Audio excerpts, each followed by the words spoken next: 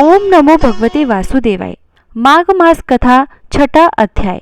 पूर्व समय में सतयुग के उत्तम निषेध नामक नगर में हेमकुंडल नाम वाला कुबेर के सदृश धनी वैश्य रहता था, जो कुलीन, अच्छे काम करने वाला, देवता, अग्नि और ब्राह्मण की पूजा करने वाला, खेती का काम करता था।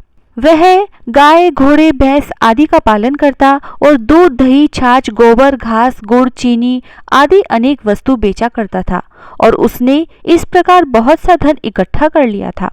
जब वह बूढ़ा हो गया तो मृत्यु को निकट समझकर उसने धर्म के कार्य करने आरंभ कर दिए।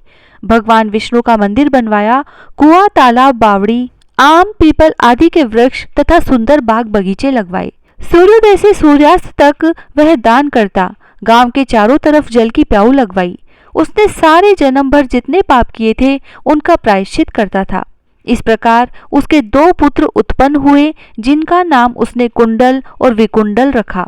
जब दोनों लड़के युवावस्था को प्राप्त हुए तो हेमकुंडल वैश्य गृहस्थी का सब कार्य उन्हें सौंपकर भगवान की तपस्या के निमित्त वन में चला गया और वहां विष्णु की आराधना में शरीर को सुखाकर अंत में विष्णु लोक को प्राप्त हुआ। इधर उसके दोनों पुत्र लक्ष्मी के मद को प्राप्त होकर बुरे कार्यों में लग गए।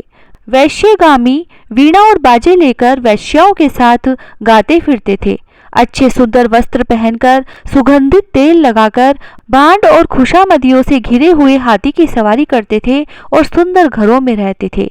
इस प्रकार पहले बोए गए बीज के सदृश वह अपने धन को बुरे कार्यों में नष्ट करते थे। कभी किसी सत्य पात्र को दान आदि नहीं करते थे, न ही कभी हवन, देवता, ब्रह्मा जी की सेवा तथा भगवान विष्णु का पूजन करते थे। इस प्रकार थोड़े ही दिनों में उनका सब द्रव्य नष्ट हो गया और वह दरिद्रता को प्राप्त होकर अत्यंत दुखी हो गए। भाई, जन, सेवक, उपजीवी सब इनको छोड़कर चले गए और वह दोनों राजा के भय से नगर को छोड़कर चोर तथा डाकुओं के साथ वन में रहने लगे और वहां अपने तीक्ष्ण बाणों से वन के पक्षी, हिरण आदि पशु तथा हिंसक जीवों को मारकर खाने लगे। एक समय इनमें से एक पर्वत पर गया जिसको सिंह मारकर खा गया और दूसरा वन को गया जो काले सर्प के डसने से मर गया। तब यमराज के दूत उन दोनों को बांधकर यम के पास लाए और कहने लगे कि महाराज, इन दोनों पापियों के लिए क्या आज्ञा है। छठे अध्याय के साथ ही आगे हम सुनते हैं 7वें अध्याय में इस कथा के आगे का वर्णन। इति श्री पद्म पुराणांतर्गत छठा अध्याय समाप्त। जय श्री राधे। माघ मास कथा 7वां अध्याय। चित्रगुप्त ने उन दोनों के कर्मों की आलोचना करके दूतों से कहा कि बड़े भाई कुंडल को घोर नरक में डालो और दूसरे छोटे भाई विकुंडल को स्वर्ग ले जाओ, जहां उत्तम भोग है। तब एक दूत तो कुंडल को नरक में फेंकने के लिए ले गया और दूसरा दूत बड़ी नम्रता से कहने लगा कि हे विकुंडल, चलो तुम अपने अच्छे कर्मों से स्वर्ग को प्राप्त होकर अनेक प्रकार के भोगों को भोगो।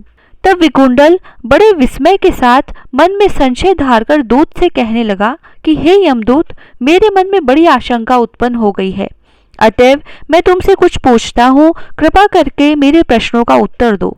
हम दोनों भाई एक ही कुल में उत्पन्न हुए, एक जैसे ही कर्म करते रहे। दोनों भाइयों ने कभी कोई शुभ कार्य नहीं किया, फिर एक को नरक क्यों प्राप्त हुआ?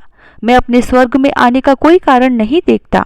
तब यमदूत कहने लगा कि हे विकुंडल, माता, पिता, पुत्र, पत्नी, भाई, बहन से सब संबंध जन्म के कारण ही होते हैं और जन्म कर्म के भोगने के लिए ही प्राप्त होता है।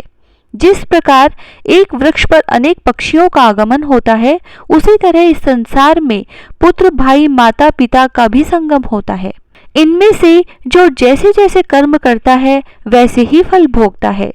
तुम्हारा भाई अपने पाप कर्मों से नरक में गया और तुम अपने पुण्य कर्म के कारण ही स्वर्ग में जा रहे हो।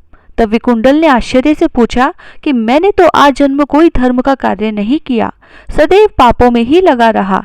मैं अपने पुण्य के कर्म को नहीं जानता।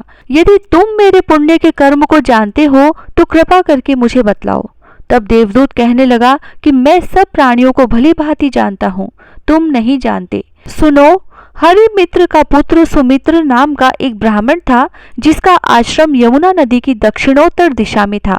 उससे जंगल में ही तुम्हारी मित्रता हो गई और उसके साथ तुमने 2 बार माघ मास में श्री यमुना जी में स्नान किया था। पहली बार स्नान करने से तुम्हारे सब पाप नाश हो गए और दूसरी बार स्नान करने से तुमको स्वर्ग प्राप्त हुआ। सो हे वैश्यवर, तुमने 2 बार माघ मास में स्नान किया, इसी के पुण्य के फल से तुमको स्वर्ग प्राप्त हुआ और तुम्हारा भाई नर्क को प्राप्त हुआ। दत्तात्रेय जी कहने लगे कि इस प्रकार वह भाई के दुखों से अति दुखित होकर नम्रता पूर्वक मीठे वचनों से दूतों से कहने लगा कि हे दूतों, सज्जन पुरुषों के साथ 7 पग चलने से मित्रता हो जाती है और यह कल्याणकारी होती है। मित्र प्रेम की चिंता न करते हुए तुम मुझको इतना बताने की कृपा करो कि कौन से कर्म से मनुष्य यमलोक को प्राप्त नहीं होता, क्योंकि तुम सर्वज्ञ हो। इसके आगे की कथा का वर्णन हम जानते हैं अगले 8वें अध्याय में। इति श्री पद्म पुराणांतर्गत 7वां अध्याय समाप्त। जय श्री राधे।